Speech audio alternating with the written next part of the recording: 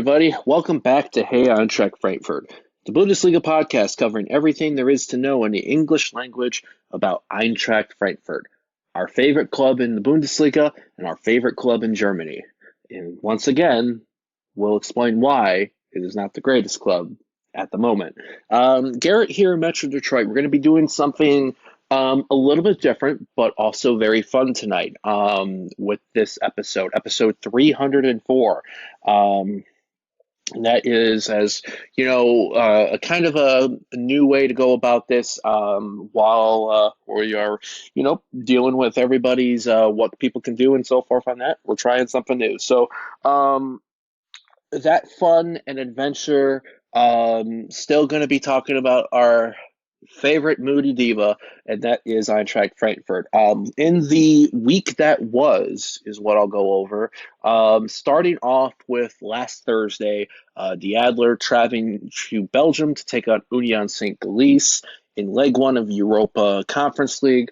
However, that fixture took place in Brussels as opposed due to USG's main stadium not meeting UEFA's stadium requirements for hosting for competitions. So USG was playing at Anderlecht's ground. And for a moment, it seemed like this day that the match was looking like friendly ground to the Adler. Goals very early on in the match started off by Faris Chaibi in the 3rd minute. Off a Sasa Kalajic assist.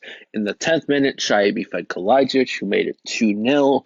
A really hot start for the Adler in that match, but USG woke up, stepped the tempo up. And in the 31st minute, a bit casual of playing the ball from the defense led to a turnover, and Matthias Rasmussen cutting it down to 2-1 off a Mohamed Amora assist. From there, it was USG's continuing to step up the pressure, especially focusing on balls that were going out wide and closing in and isolating Niels and Cuckoo. Match was 2-1 at halftime. And then, unfortunately, in the 68th minute, Frankfurt not being able to clear the ball out led to Gustav Nilsson managing to poke one past Kevin Trapp, with the Rasmussen this time being the playmaker, getting the assist there. For a moment, it looked like there was a chance Frankfurt would be able to get something when Union Saint-Gilloise went down to 10 men, thanks to Charles Van Houten, the second yellow card. But that was not to be the case. 2-2 the final after the first leg of this tie. A draw would have been something I was really hoping to get going into this match. Unfortunately, giving up a 2-goal lead in the manner that we did really, really stings. I think we were just too casual defensively at times, which is a shame because it seemed like in that match we really started to nail out the attack and what was working, and linking Chaibi, Marmush, and Kalajic here. Aurelio Buta looking like having a decent game as well. But it was not meant to be. Union Saint-Gilloise showed why they're currently tops in the Belgian league and why they have been a difficult side in any of their European matchups this year. Then fighting back from 2 goals down and having the right mindset for the most part to even when they went down to 10 men. I mean, it shows why they are where they are right now. So that ended 2-2 after leg 1, with the second and deciding leg of this fixture taking place later on this week. But then the next thing that took place for the Adler in the week that was the Frauen traveling to Leipzig to take on RB. RB, who are going into the match, were 2 points ahead of the drop zone.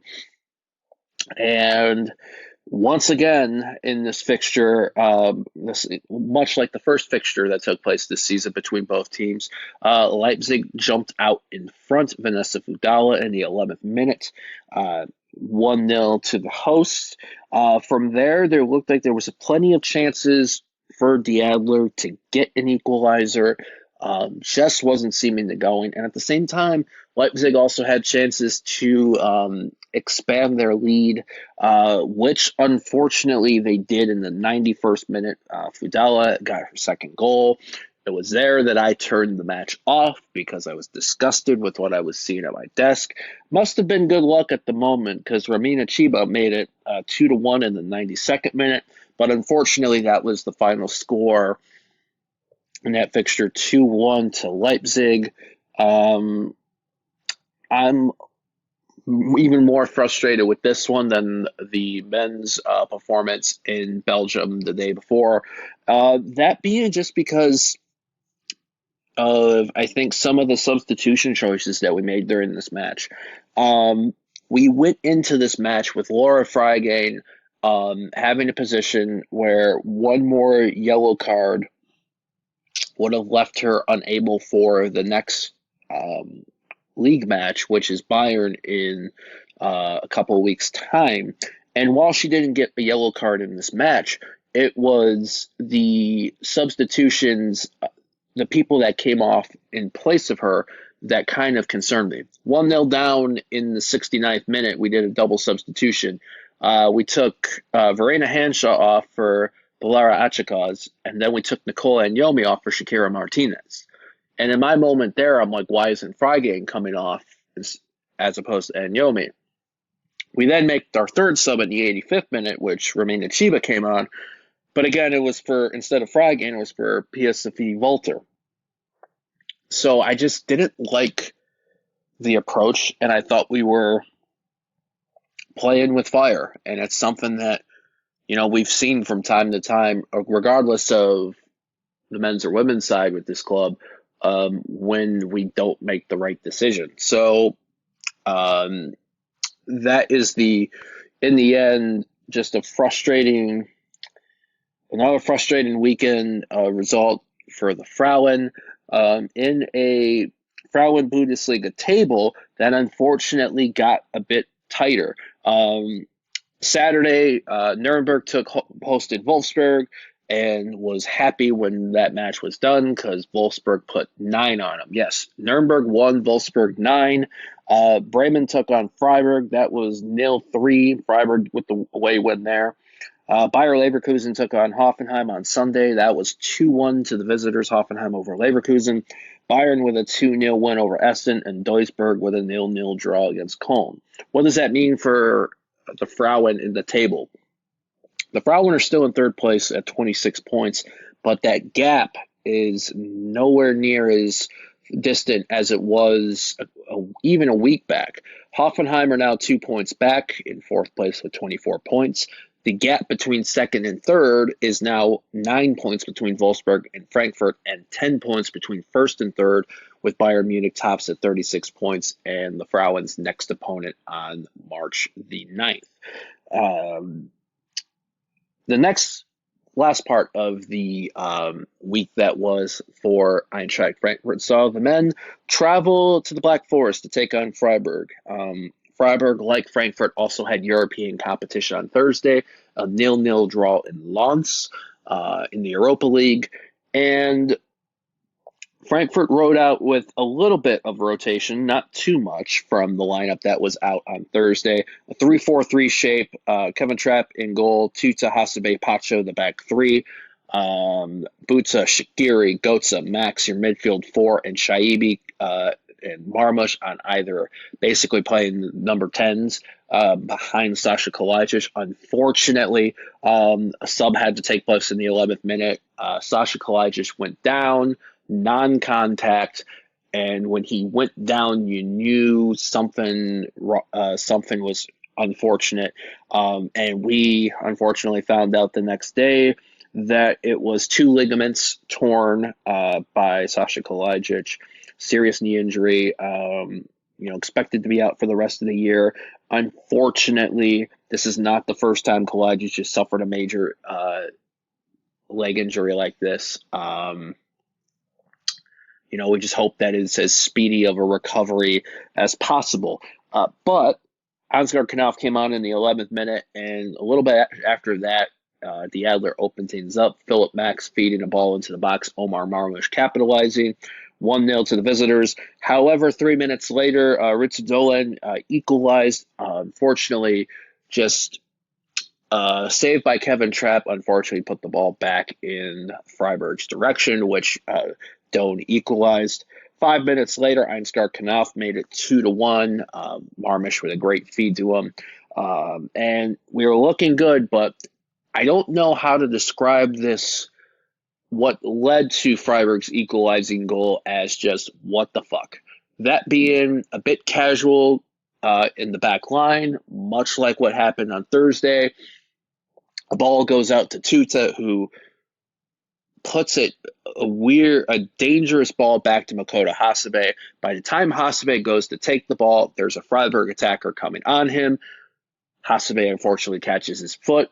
I'm putting that more on the ball that Tuta attempted to give him, but unfortunately that meant there was a penalty awarded to the host, which Vincenzo Grifo equalized in the 5th minute, a stoppage time in the first half, 2-2 at the half. Eintracht Knopf made it 3-2 to the visitors. Another feed for Marbush.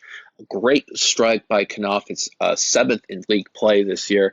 And it looked like for a moment that we may go to the favor of Diadler. But unfortunately, bad habits defensively, unable to clear the ball. A ball in the box by Noah Weishaupt in the 89th minute. Met the head of Mikhail Gregorich. Close range.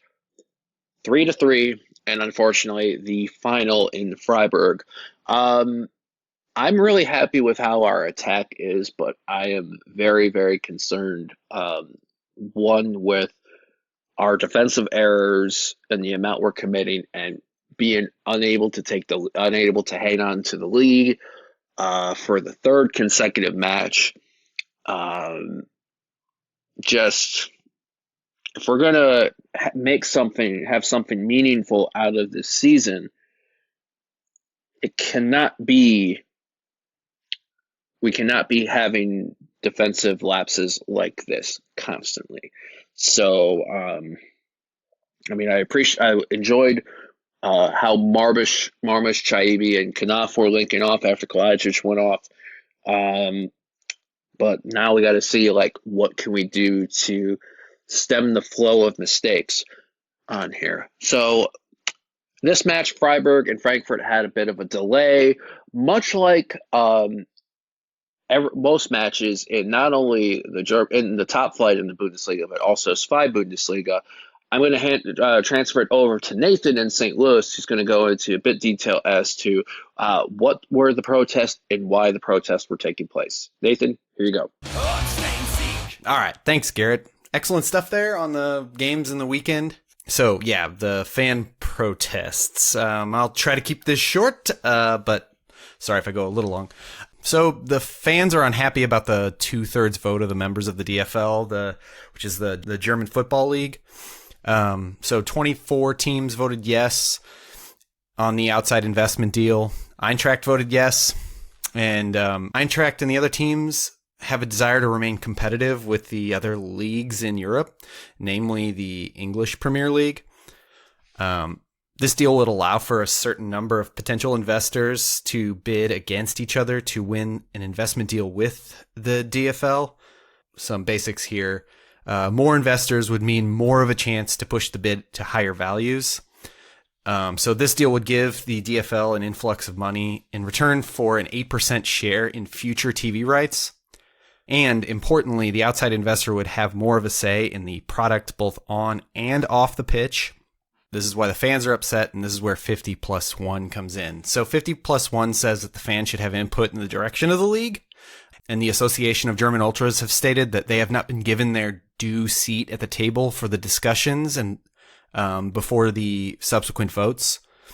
And where they have, and that's like Mainz and Hanover, the representatives of those clubs went against the wishes of the club and their membership and cast a vote for yes for the investment deal. The ultras and fans in Germany just want their seat at the table and get a new vote. Now, there are some new details that are bringing the situation to a head. So one, after seeing the foment and protests by fans, Blackwater, one of the two remaining potential investors set to bid on the deal, has backed out. That leaves only one potential investor, CVC, which is an investment firm based out of Luxembourg. So detail number 2, prior to match day 22, the league said that there will be no second vote for the investment deal. So that set off a bunch of new protests about this potential investment deal. So, match day 22, last weekend. The protests were louder and more visible than ever on TV. A majority of the Bundesliga matches were delayed at points due to the chocolate coins that we've seen now. Tennis balls at Dortmund. All being thrown out on the pitch, causing delays. In particular, the Hamburg-Rostock match was delayed. Oh, fuck Rostock, by the way. That one was delayed while 2 remote-controlled toy cars were let loose on the pitch with smoke flares. And that caused some mayhem. And as you all know, Eintracht versus Freiburg was delayed, and all the players were sent to the dressing rooms for the chocolate coins and other things being thrown onto the pitch, as well as a model airplane being thrown from the Eintracht supporters, which invaded the pitch and Freiburg goalie picked up. For me, it was probably the more entertaining aspect of the match. It was a shit show. So, point number 4, the league, fearing more negative press, is now calling for a new second vote, oddly. And I would have to credit the protests that are going on for that. And reportedly, a new vote would only require a simple majority vote. So the fan groups are now stating right now, as of today, as we record, that they will double down on protests with this new provocative simple majority vote.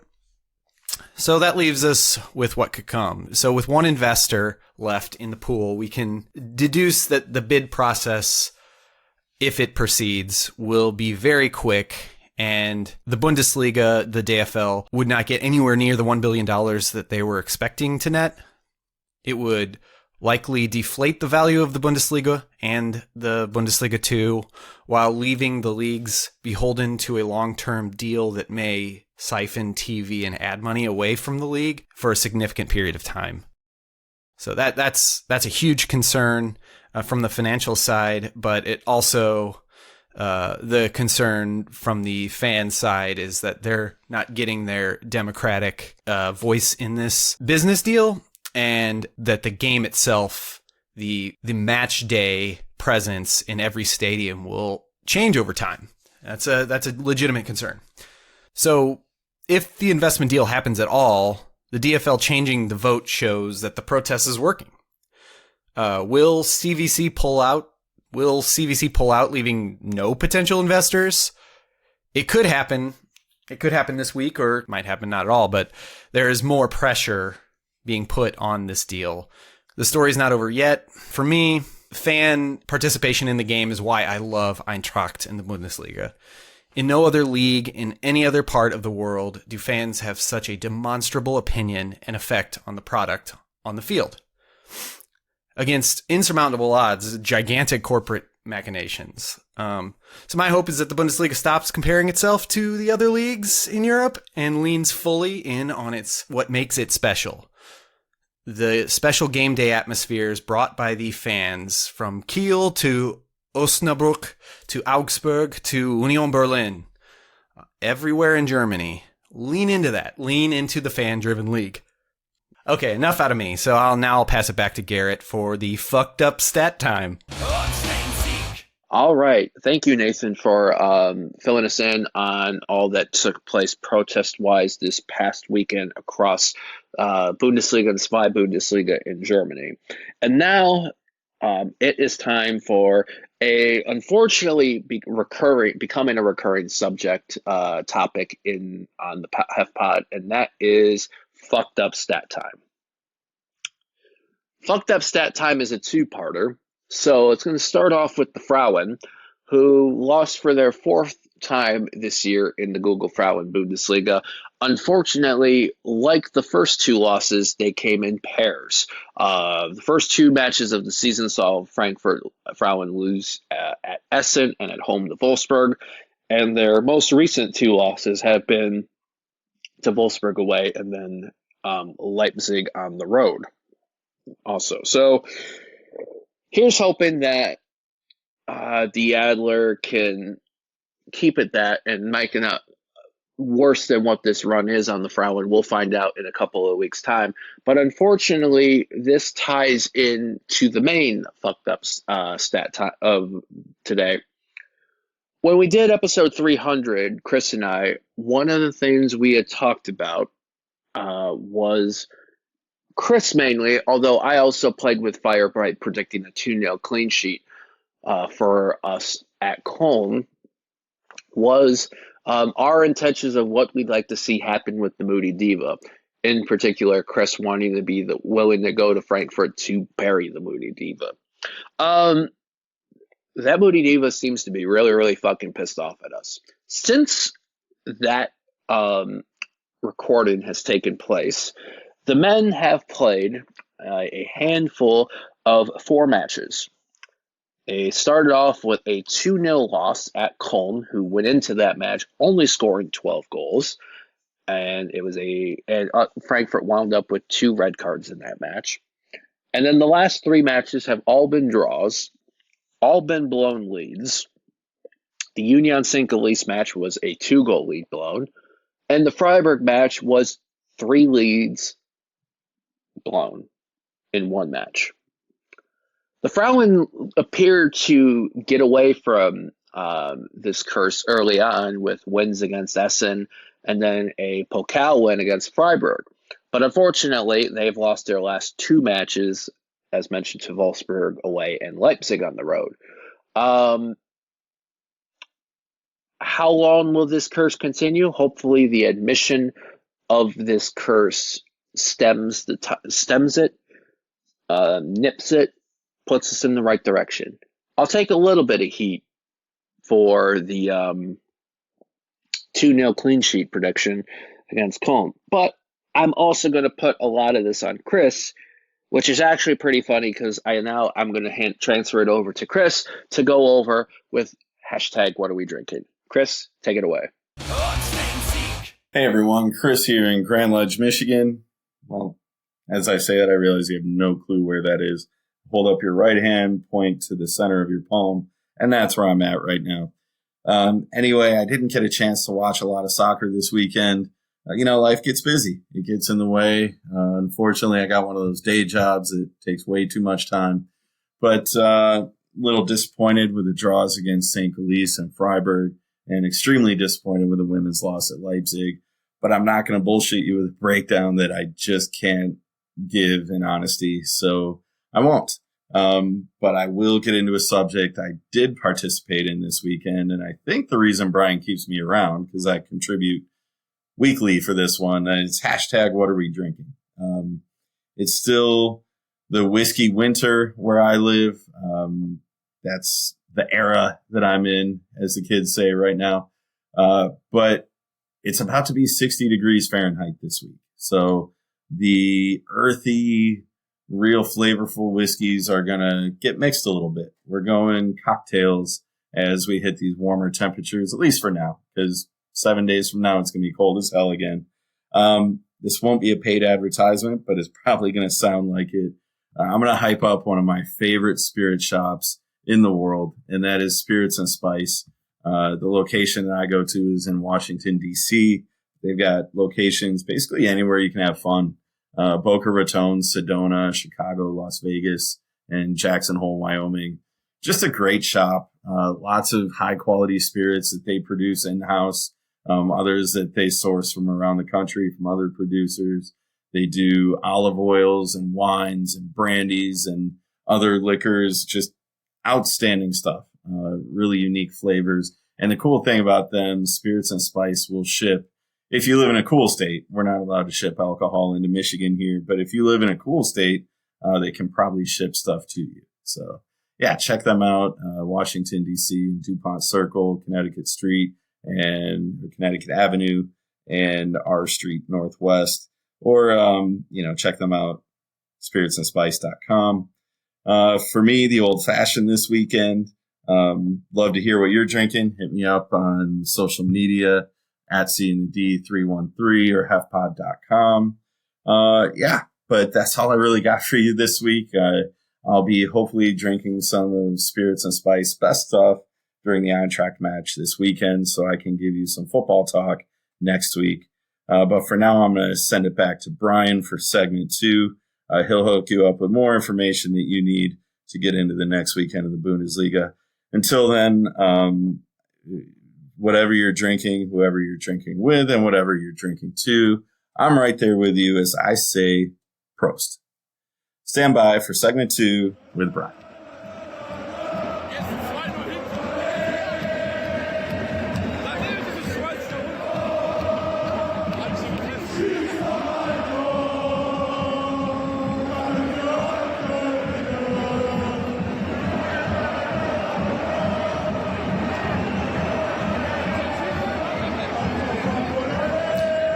And we're back, segment 2 of Hey Eintracht Frankfurt. Brian and Casey here to talk about the Bundesliga and a little bit more.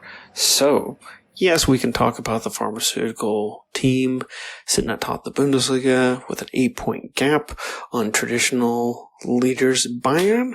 We can talk about the fact that Bayern has dropped 2 successive Bundesliga matches in addition to that in-between Champions League match, for a total of 3 straight losses. If they have a 4th this weekend when they play Leipzig, that will be, if they lose, the first time since Giovanni Trapattoni was the coach of Bayern that they will have rattled off 4 successive losses in all competitions. Something that some people listening to this podcast may not have been alive to have experienced. It's kind of crazy when you think about that. So, who is really making a name in the Bundesliga? Is the team in 7th place just below the Eintracht? It is Werder Bremen, a Traditionsverein who has been piling up the victories, piling up the points ever since we entered the spring. I think minus Leverkusen, they have earned the most points of any team in the Bundesliga since the Bundesliga resumed after their winter break. And if a team was to enter Europe who hasn't been playing in Europe, Werder Bremen will be a great team to represent the Bundesliga because their fans will take whichever competition, whether it be Europa League or Europa Conference, they will take that opportunity with both hands and travel in mass. We saw that a little bit with the Cologne fans. We see that obviously with our own fellow Eagles. The Eintracht travel like a swarm of locusts invading stadiums and making entire regimes of sporting teams in Spain collapse in front of their very eyes. Barcelona. And you know what? Good on them for being able to take losing Füllkrug in the fall and, making 1 or 2 moves in the winter, and they're just hitting it off right from the word go. Congratulations to them for doing so well. And I think with them playing Darmstadt at the weekend, their upward trajectory will just continue. Moving to the Europa Conference as the Eintracht are playing in the second leg at the Waldstadion. Look, folks, this is the sort of team that we knew would be difficult, as we saw 2 goals conceded to Union Saint-Gilloise in the first leg after we took a commanding 2-0 lead, 10 minutes into the first match? We're looking at a Union team who still leads the Belgian league by a canter. They're running away with the league and really, really running away with it in a manner that we have attributed to Bayern when it comes to the Bundesliga at times. And you know what? For them, the league is becoming a foregone conclusion, but Europe is something that they want to have a real run in. So we're going to get their best shot. We're going to get their best shot when it comes to playing at the Waldstadion. The Waldstadion is always going to be loud. It's always going to be an epic sort of atmosphere when it comes to a European match. The question is, are the players ready for it? Klasnic being out, that really is a kick in the dick. But you know what? There are other players who can go out there and play. Look, I'm not exactly sure who's going to be leading the line up top in his place, but the fact of the matter is we have the players to be able to handle this sort of a situation, and I would think that the Eintracht will come out all guns blazing. I expect Knauf to continue his red-hot form, and I expect the Eintracht to move forward in the competition into the round of 16. We'll see who we get. That draw still needs to be made. We'll see who we get in the round of 16. And yet, you just never know in a competition like this because there are just so many teams that are looking at this as this is their moment to shine, their moment in the sun. The question is, are we going to be Icarus who flies too close and gets burnt?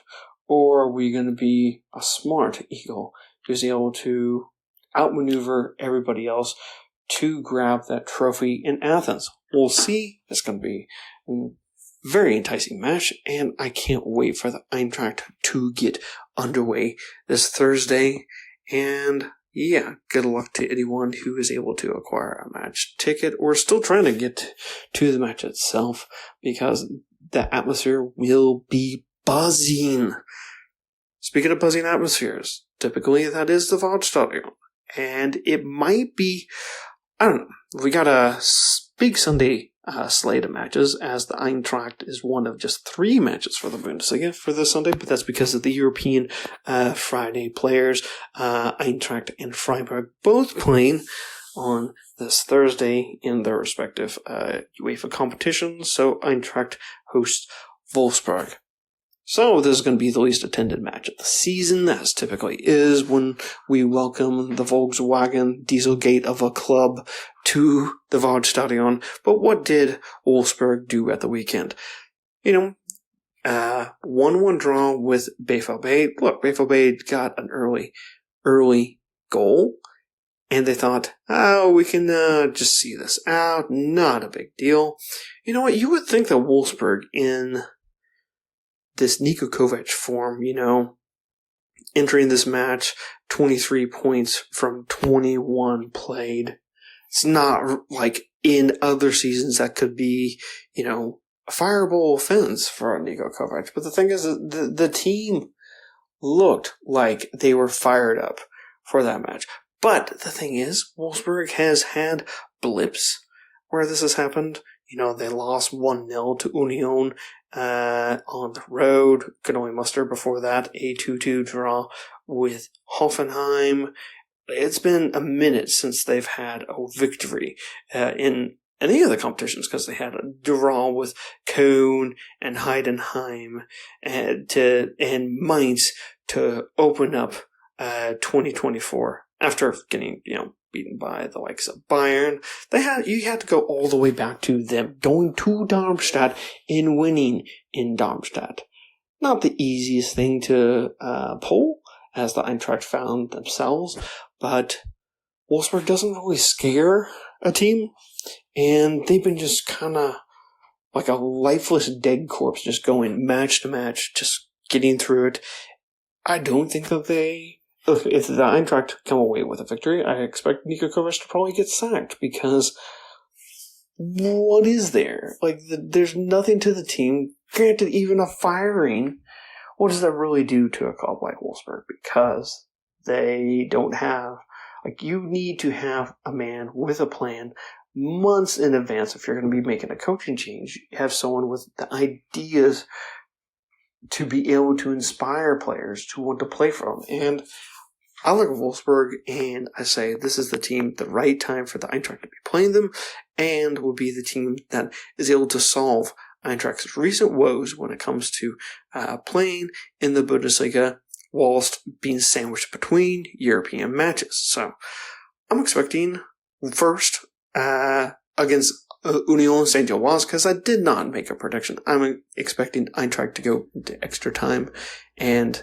after a 1-1 draw. Eintracht to go to penalty kicks and somehow, someway sneak it through. It's going to make us all bite our teeth down, our nails down to the nubs. And then we'll go up against the Wolfsburg. You'll think that they're going to run ragged all over us because we're a little tired. You know what? We'll get a pair of goals early in the first half, but that will be a Wolfsburg team who will then be like, nope, we're done. Got our pail, ready to go home, did our shift. It ended up being a turd. Not a big deal. They're a team who's just not got the gumption in them to go match in, match out with that sort of fighting spirit, which is something that we saw when Eintracht was under Niko Kovac. You had a fighting team despite the limited talent that was on display initially. And Wolfsburg has just... You need a magician to be able to fix that. That could be a team in the long term, something for the Bundesliga to have success from.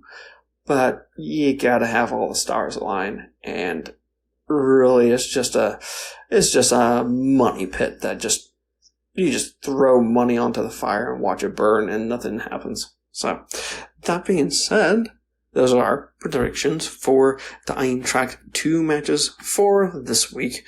Eintracht over Union Saint-Gilloise via penalty kicks.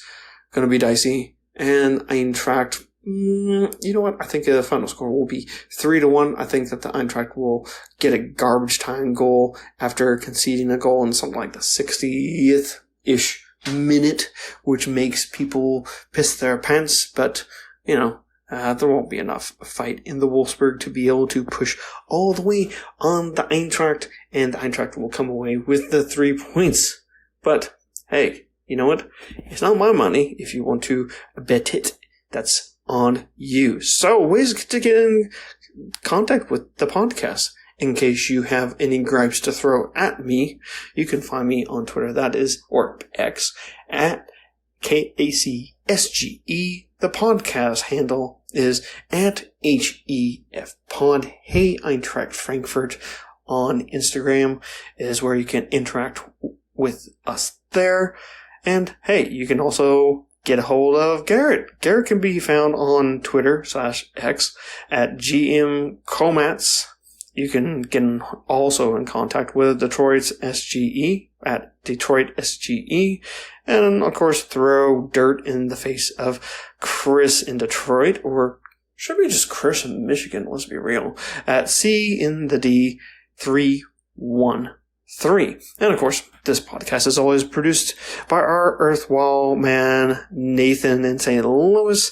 You can also find him on hessen.social / at NAJAKWA, and of course hefpod.com, where you can find the latest match stats when it comes to the Bundesliga matches involving the Eintracht. In case you have not noticed, no Frauen corner as the international break is upon us. So you just had the earlier match report to whet the appetite of Frauen discussion. So until next time, folks, follow us on all of our social media platforms. You can, of course, follow Tankard at Tankard Official. They provide our music for this wonderful podcast that is made by fans for fans.